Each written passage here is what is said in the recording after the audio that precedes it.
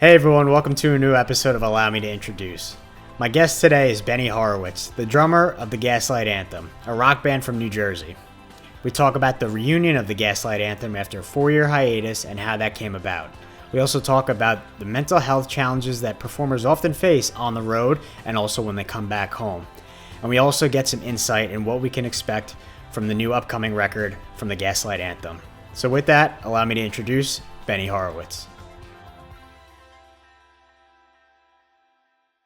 So I wanted to get started. I guess the most obvious spot is the Gaslight Anthem has been reunited for the first time since the 10-year anniversary tour of the 59 Sound. You had mentioned on previous shows and podcasts and outlets how the band came back together. Brian kind of came to you and you had said if you can write 4 or 5 songs, then you'll jump back into it. Turns out, I guess that did happen. You guys just got done with a worldwide tour, Europe and the US. I guess the first question is, how long did it take to get back into a rhythm with those guys and the band? Did it take some time, or did it just kind of feel natural getting right back into it? Well, just for the sake of clarity, the 4 or 5 songs thing was kind of a challenge Brian gave to himself. That was okay. Yeah, that was more of a like, I can't even conceive this idea unless I can conceive the idea of me writing Gaslight Anthem songs. And he had a bit of a personal challenge before he even came to me. My real caveat always is, I just wholeheartedly believe in the thing that we built and how like awesome it was and how awesome it should remain. And if you can't give that thing your full energy and heart and love, then you probably shouldn't do that thing anymore, and I was willing to do, various things with my life to make sure that, Gaslight wasn't tarnished in that way. I'd rather, I guess, we sort of made the decision. This wasn't just me, but we really sort of made the decision. Like, if we have nothing left to say, I'd rather be the Replacements. I'd rather be a shirt in a Journeys where people go through this amazing catalog of work rather than watching some old people who aren't really connected play songs they wrote 25 years ago. And there's no harm in that. Like, I see bands doing that all the time. As long as people are getting along and having fun and enjoying your music and the fans are enjoying the music, like, I really don't have like some kind of black mark on that way to move your career, but it's certainly something I really didn't think was right for Gaslight. So when I spoke to Brian, I mean, immediately, he sounded different and he sounded 100% invested in the idea. And then the idea that this is like, we're not just playing some shows, we're doing the thing and we're writing music and we're getting creative and getting into the thing. And that's what makes it all worth it. And so that was kind of my caveat there. To answer the second part of the question, I feel like it's funny you asked that, because I did notice it the first time we actually got in a room together again. And, we're playing a couple songs and, I'm looking around the room and I'm like, this feels really familiar. This feels like not a lot of time has passed for whatever reason. And then you start to peel it back and realize you've spent more time sitting in a room staring at these people than you probably have almost anyone else in the world, including your own family and shit at a certain point. So of course it feels familiar. And then, yeah, I think, musically, like, I think fortunately nobody had like abandoned music. Everybody had been playing a lot and really being active. So after we kicked the dust off and started really just learning the songs and, feeling the way they should again, even some stuff off Get Her, we never even really learned to play live yet. And that was still a new endeavor. And then once that went, I started looking around and I'm like, oh shit, like these guys got better, in this time. Like, it's been a long time and they've all been writing and working and staying in bands and writing albums, and everyone got more depth and more, you know, more I guess like seasoning on their cast iron pan, you know, like so that was a cool, like that really came to notice more when we started playing shows, but yeah, it was a cool thing, and it didn't feel like super awkward really, like at all. Does that raise your own level when you see all the other guys, like you said, kind of a little more seasoned? Does that kind of make you try and step up your game a bit more as well to try and keep up? Of course. Yeah, I mean, like, it's never lost on me. I'm luckily an inherently paranoid and unimpressed person, I guess. So I'm always like looking around being like, yo, there's somebody who's like 25 years old, who's in great shape, nipping at my heels out there somewhere. Like I gotta, and especially these days with the fact that like robots can do things that are pretty magnificent on drums these days, you know? So it's never lost on me that I got to keep working. But I think I'll just put myself in the same conversation because I've recorded a lot of records and done a lot of work in the time we've been gone. And even though I'm older and I can't hit as hard as I used to, I definitely have like a lot more tricks than I do in my bag. But no, 100%. I think that same way in like, you know, a team dynamic, the same way it works, where like if you can abandon jealousy and be impressed with excellence and want to raise your own thing to that excellence, or watching the way people work, that certainly helps, like for sure.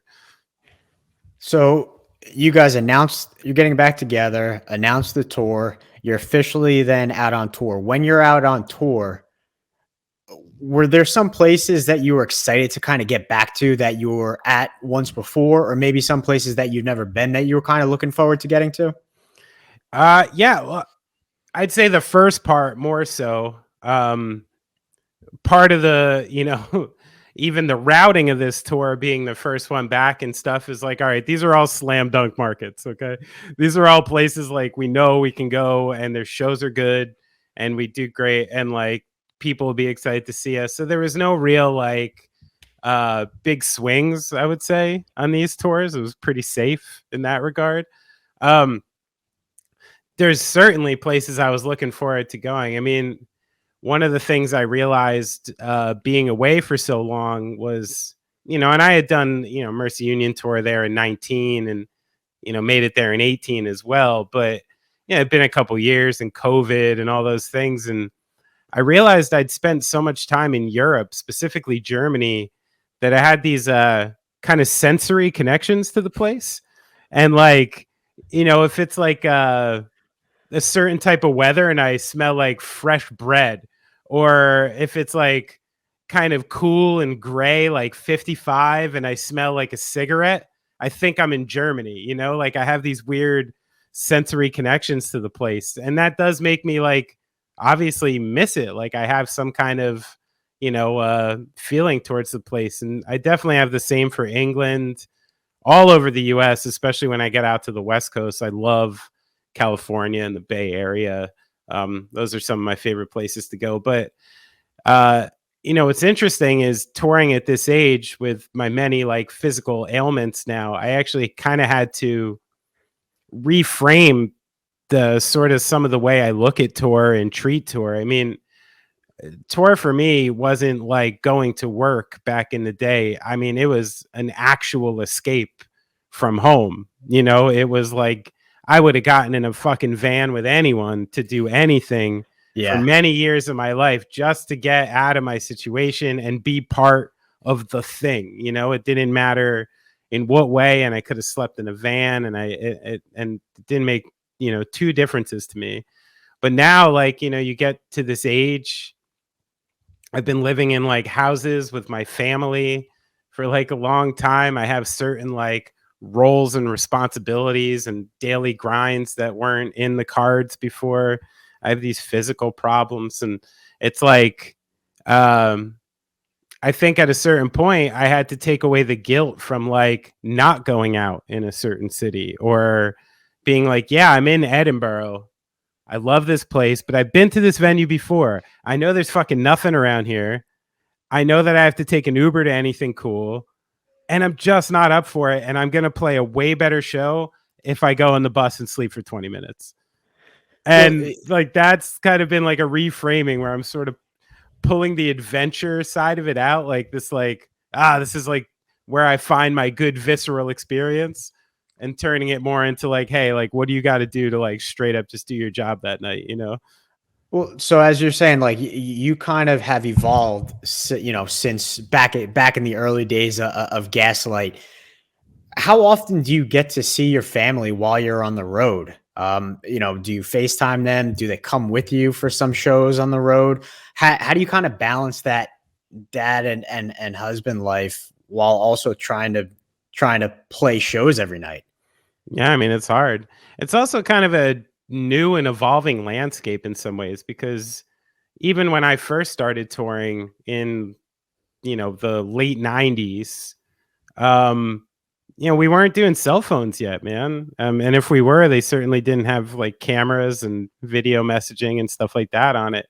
Uh, so like when you went away, you went away, and it was like, I remember the first time I went to Europe, I did a 7-week van tour in 2001 when I was a kid. And I think I called home 2-3 times, and you had to use these, by the minute calling cards on payphones that never worked, and find internet cafes that you're pushing euros into the machine to try to write Yeah. emails home. And, and there was this different landscape, and you were kind of away, and I would journal, and I would take photos, and I was so immersed in this experience, like this little, like a hobbit, like on, like on a mission and stuff.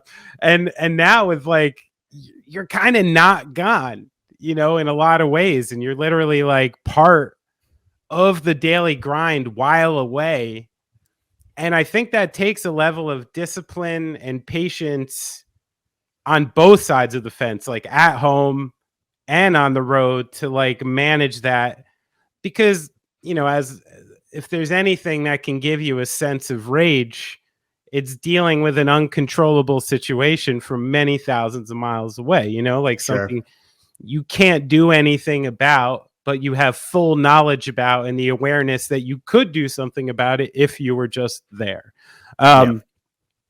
So where that is like, my wife sometimes has to swallow shit and be like, all right, it's fucking 20 minutes before a show. Even though this is horrible for me right now, I'm gonna just keep this one till tomorrow morning or something like that. Like that kind of Yeah. discipline, which is hard, especially Yeah. when you're dealing with it on your own, and like, starting to feel the feels. And then, on the other side, it's like, I have to be like, okay, this is happening at home. My afternoon, even though I'm tired and dealing with all sorts of things, like, you be patient, you sit there and like, and you have to communicate and be more of a part of it while away than you used to. So it's kind of like an ever growing thing. But as far as like families coming out on the road, I mean, that's some very, very large scale band kind of stuff. Like for that to be comfortable and sustainable is when bands are like getting to the point that each member has their own bus with their own family on it and things like that. Because otherwise you're breaking off of the group, going with your crew for a couple Yep. days. All of a sudden, the hardest thing for me is, I wake up in the morning at 6:30 when I'm home, and I go to sleep, somewhere around the time I'm playing a show when I go on tour. So if you hop home for a day, the kids don't give a fuck. They No. don't care. They're going to wake you up regardless at the same exact time. They don't know what the last 3 weeks was, or, there's no way to explain it. So it's a balancing act for sure. And something that, we all have to consider when we're making plans now. Luckily for us, and something that's good way, I guess, to keep everyone on the same page, is we all did the same thing, and we all have kids now, and we're all doing the thing. So I guess that's like keeping when we're making plans, when we're doing things, like it's part of it, and there's not one person who's like, I don't know, fuck kids, like who cares, like let's go do this. So that's, I guess that's a good thing that we don't have like an outlier like that. I hadn't even thought of that, actually. So speaking of, coming back home off the road, you had mentioned on your podcast, The Tune Up, which is co-hosted by Denny Gallagher, that there are certain challenges for performers that they face when they're on the road and then coming back home, the balance of the highs and the lows. Is that something that you just don't get used to? Well, I think what's interesting is like, I think I had become used to it and I became accustomed to it and I was unaware of it. And I maybe had the time and the space and the lifestyle to allow me like almost the grace periods to switch, or the things were almost so similar I didn't notice. So it's either a combination of my lifestyle, but I mean, I really do. I think at this point, I think there's a real chemical, physiological thing going on for musicians and performers. And I'd say this for athletes and things like that. Anybody building themselves up to do something with an absolute 100% burst of energy, followed directly by the demand that you're a completely normal person. It's a strange ride to be on, and I think some people can handle it better than others. Maybe some people are more physiologically equipped for it. That I don't even know, and I'd be curious. But to think what we know about like serotonin and dopamine and the release and the pleasure sensors and the things that go on in the brain, the releases of chemicals every time, like for instance, myself, I get, painfully nervous before I play, less than I used to when I was a kid. But, when I think about it now, I've I haven't counted, but I've almost assuredly played over 1,000 shows in my life. And the idea that 1,000 times I had like a basketball in the pit of my stomach, right? And I had to work through it through a series of warming up and anxiety and, get out there. And back in the day, I used to work myself up to get on stage. Now I'm, trying to go out there a little more calm, but, and then I remember I would, play a show, and there was a period of time we'd end with the backseats, and, I'd play that song and I'd fucking just drill the end to the point that, when I walked out of the back, I would fucking shirt off, sit on the stairs for like 10 minutes, just breathe in, sweaty as fuck before I could even like talk to someone. I was just like in this state, and I'd put myself in that state. And then often it's like, okay, well, now there's nothing to do for the next 22 hours or something like that, like out of nowhere. Go sleep on the bus and how do people go do that? They drink or they use other things to settle themselves down and come down from that, and then rinse repeat the next day. And the idea that that's not, minimizing dopamine at a certain time, minimizing serotonin, that it's not creating some level of chemical imbalance seems pretty reasonable to me. And, I think I've always kind of had an idea that this was possible. And the older I get, that's maybe where kids is a pretty stunning thing, because you just start to see yourself through someone else's eyes and it gets a little more obvious, your shortcomings. And I can see it now, just like when you come home and you unplug that wave, your brain and your subconscious starts doing some strange things to put yourself back on any kind of wave. Yeah. Anything that makes you feel great for a minute or down or, and you want that wave. And the thing that you're supposed to do at home, especially as a parent, is usually be dead fucking even. Yep. And that's kind of like, what you're expected to do. And, then that can create all sorts of spirals, because what you're supposed to do, how you're supposed to act, and you literally have your brain not allowing you to act that way. And that can cause depression, that causes guilt. And then I think people spiral out of control. And then, you also give usually people with a lot of time and a lot of insecurities and vulnerabilities, a lot of money and leisure to their life that demands, like, it takes a certain type of person to come home on any level, even a professional. I know professionals who can't set their day up at home adequately without going to work. It's hard. Yeah. Like it's hard to motivate yourself. It's hard to schedule it, especially if you don't know how. So then there's that other thing where you go on tour where literally every day you wake up, there's a sheet of where you're supposed to be at what time. You know what I mean? This is when doors open, sound check, this time, this time, this time. Scheduled to the point where, like, all you have to do is make sure you're there. You didn't have to do any of that scheduling. And then at home, you got to be like a schedule manager. And if you don't know how to do that stuff, I'm not very good at that stuff. Like, this is where my lack of training becomes really obvious, and so I'm more and more like thinking there's something really legitimate to it. And I guess I want to speak about it more, not because I think there's like some cure or anything, but on the idea that there should maybe be some awareness, and people going into it should understand like the possible pitfalls and things they could do to maybe minimize it as they go through. I mean, my role models growing up were people who drank themselves to death, did drugs to get on stage. Like, it wasn't about managing your body and drinking a smoothie. It was about doing cocaine, doing a great fucking gig, then drinking your ass off till you pass out somewhere, rock and roll. And that's like what I was raised with, these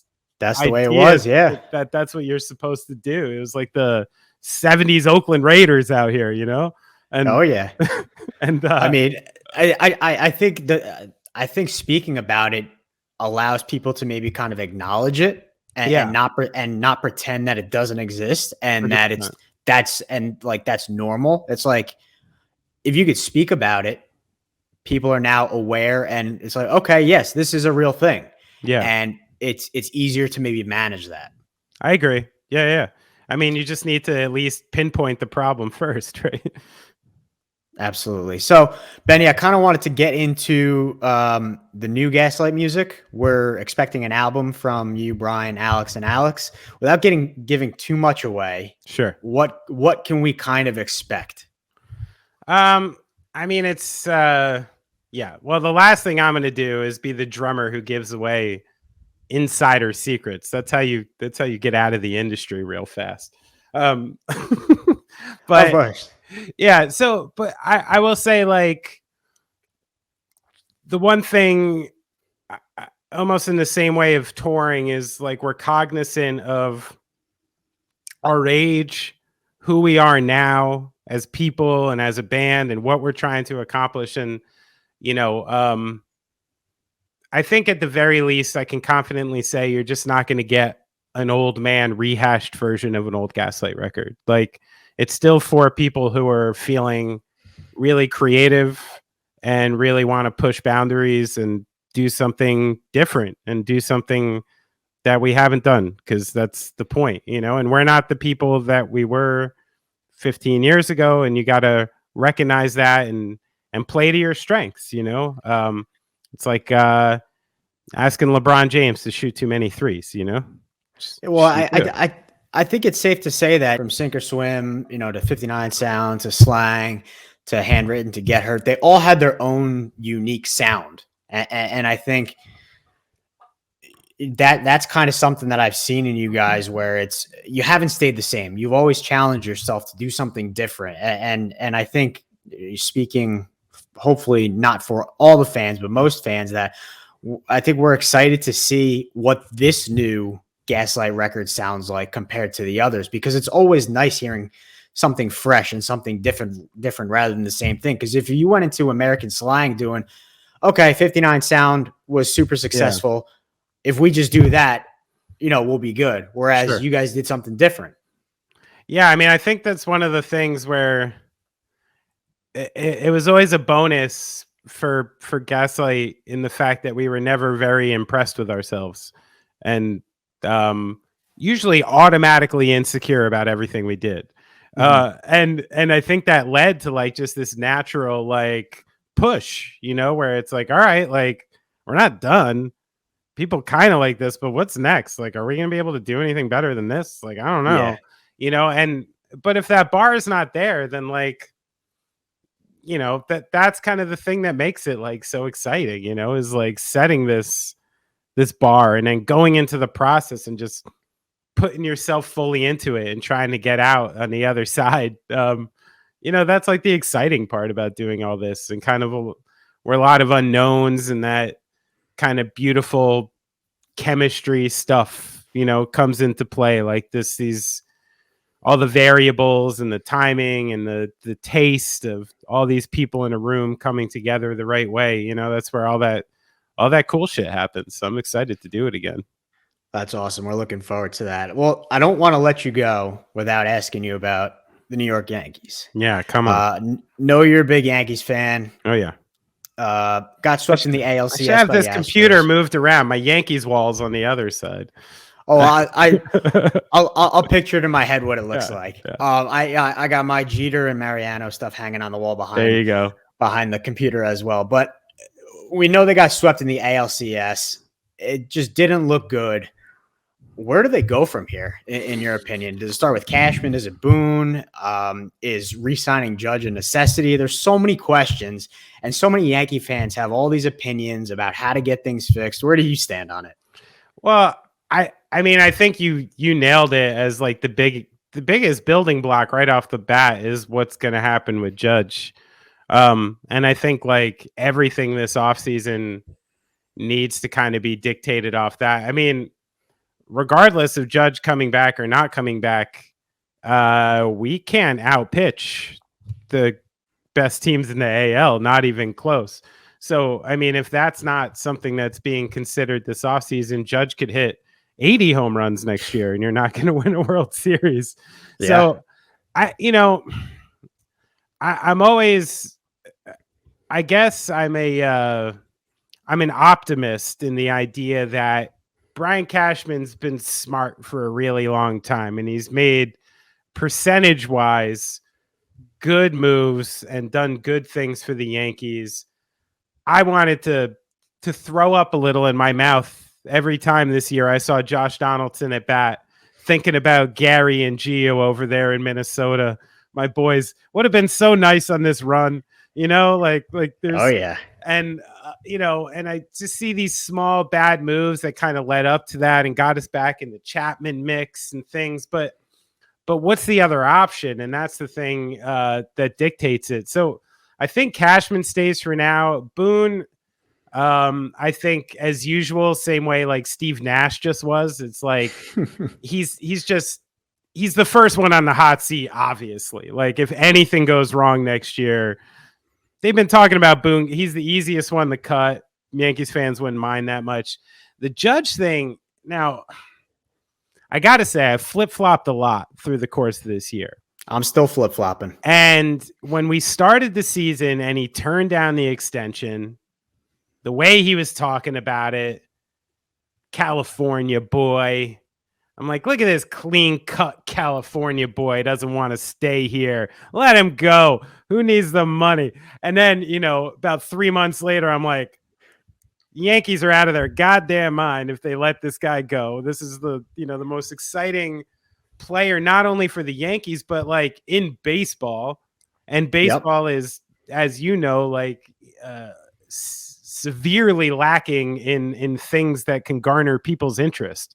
Well, Yes Network had their highest ratings this year. Exactly. So like the one time the Yankees like strike gold with a guy who's just gigantic enough and has the name and the home runs enough to get interest from nominal baseball fans or non-baseball fans, that's where I'm torn now. Because if you ask me from a true baseball decision, I'd say no.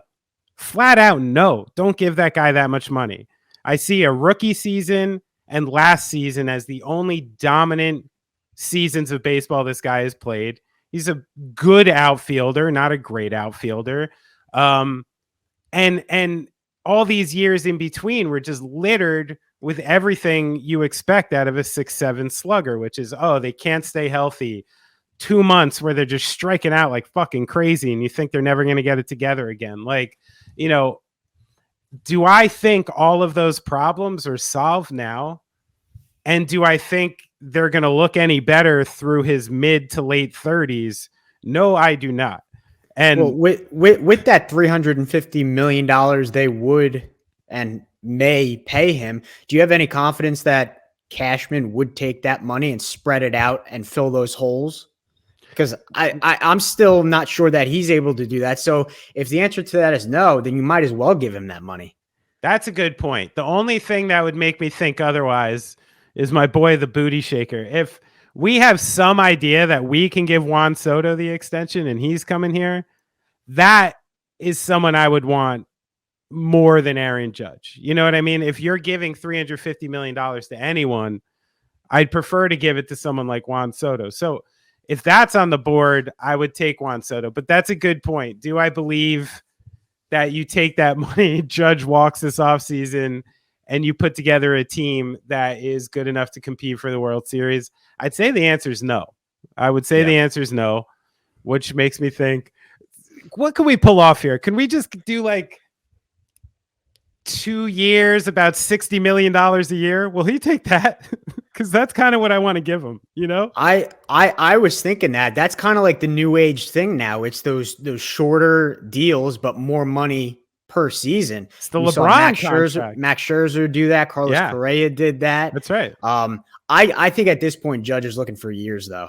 I think he wants to be locked in for a long time. He'd be nuts not to. Like, yeah. I mean, I've been watching Aaron Judge play baseball for what, 7-8 years now?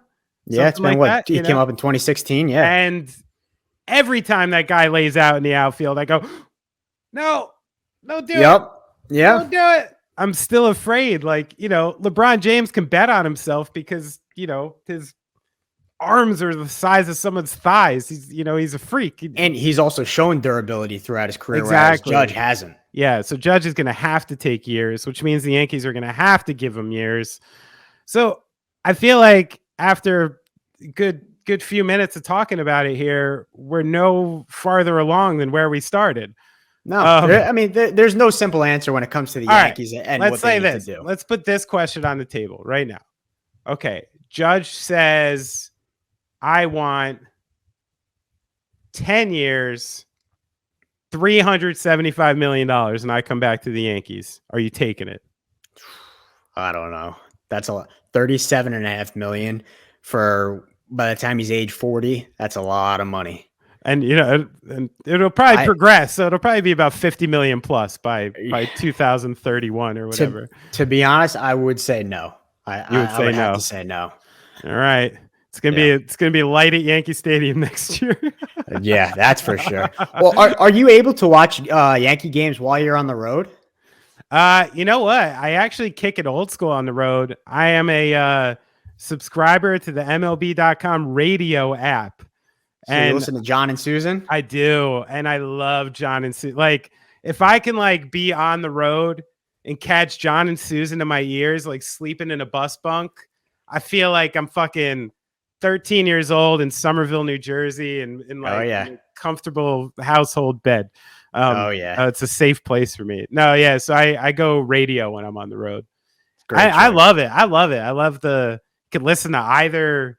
I'll take an inning listening to the Rays broadcast, and then an inning listening to the Brewers broadcast. It's fun. Yeah. I mean, it's great, especially you when you're on the road and it's you're trying to keep up with everything. I think that's the best way to go. It's comforting. And at night, the last thing I want to listen to is fucking guitar rock or something. More music. Yeah. Yeah. Well, Benny, I appreciate you taking the time to talk with me today. Fantastic. And looking forward to hearing that new record sometime soon. Awesome. I hope this quandary is solved soon. It's going to keep me up at night.